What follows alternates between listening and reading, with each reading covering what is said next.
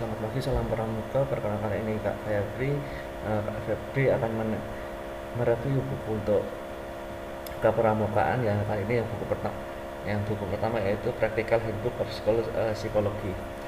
Kenapa Kakak memilih buku ini? Karena psikologi sekolah ini bisa diterapkan di pramuka karena sama-sama institusi pendidikan. Dan Kakak dulu waktu kuliah S2 dari dosen jelaskan tentang buku ini nanti di poin ketiga kenapa kok ini bisa diterapkan di pramuka. Oke, yang kedua review kenapa kakak review buku ini secara keseluruhan, yaitu jadi yang pertama itu mencari masalah di siswa dan kenapa seperti itu. Yang kedua menentukan cara penyelesaiannya untuk tiap-tiap siswa. Yang ketiga mengecek kembali apakah cara penyelesaiannya untuk sesuai dengan masalah yang dimiliki oleh siswa. Bagian ketiga bagaimana menerapkan buku ini di pramuka, terutama pramuka penegak. Di buku ini bisa nanti di link cek di deskripsi, ada di linknya itu, di contoh bukunya, reviewnya itu bagian di sini ada piramid yang kebagi menjadi 3. Yang pertama itu di 3 dan ada 2 bagian. Bagian kiri bagian akademik dan kanan bagian sikap. Jadi gini, jika 1 sampai 5 siswa itu ada masalah, entah itu masalah akademik atau masalah sikap perilaku, maka berarti yang harus diselesaikan adalah, yang harus dicatat adalah orangnya, individualnya. Jika ada 5 sampai 10% siswa yang mengalami masalah, berarti target event itu gampangnya adalah ketua gengnya siapa, pentolannya siapa.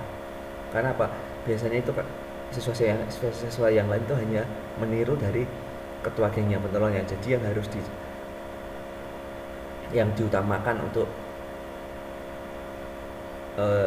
diintervensi yang harus diselesaikan adalah siapa ketua gengnya. Nah, sebaliknya jika ada 80 sampai 90% kok tidak ada masalah, itu berarti adalah manajemennya dan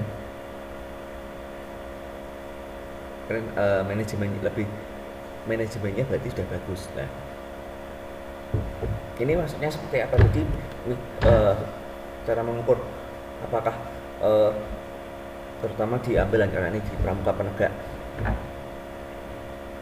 Misal nanti cara mengukurnya ada durasi waktu, jumlah siswa, dan cara penyelesaian. Permisalan dalam bulan kita kalau ada kegiatan latihan pramuka yang rutin itu kan 1 minggu sekali, berarti misal Agustus, jadi harus spesifik yang mau dijelaskan apa. Yang Agustus ada 4 kali pertemuan, yang seminggu 1 kali itu. Terus di 4 kali pertemuan itu, jadi pertemuan pertama ada, misal ini ada 10 kelas, misal ada 10 kelas, kemudian di pertemuan ini ya batasnya ada 10 kelas. Di pertemuan pertama itu ada 20 siswa yang tidak masuk, pertemuan kedua ada 10, pertemuan ketiga ada 40, dan pertemuan keempat ada 37. Ya, kita cek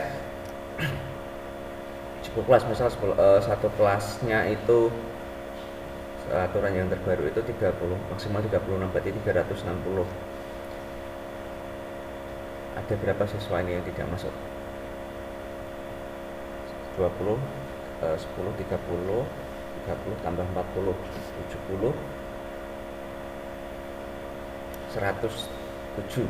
Nah, ada 107 siswa yang tidak masuk. Ini pun juga mungkin bisa dikatakan harus lebih spesifik lagi. Ini berarti 360 107 siswa. Apakah 107 siswa ini siswa yang sama atau siswa yang berbeda?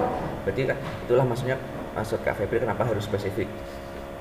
Yang dilihat ini tuh, kalau dilihat dari ini 360 berarti hampir sepertiganya. Sepertiga itu berarti lebih ke ini. Berarti harus penyelesaiannya seperti apa dan dicari juga pentolannya. Nah, seperti itu. Dan penyelesaiannya seperti apa itu di buku yang lain, karena yang di buku ini lebih ke psikologi sekolah. Seperti itu. Oke, terima kasih sudah mendengar. Kalau ada salah kata mohon dimaafkan. Salam Pramuka.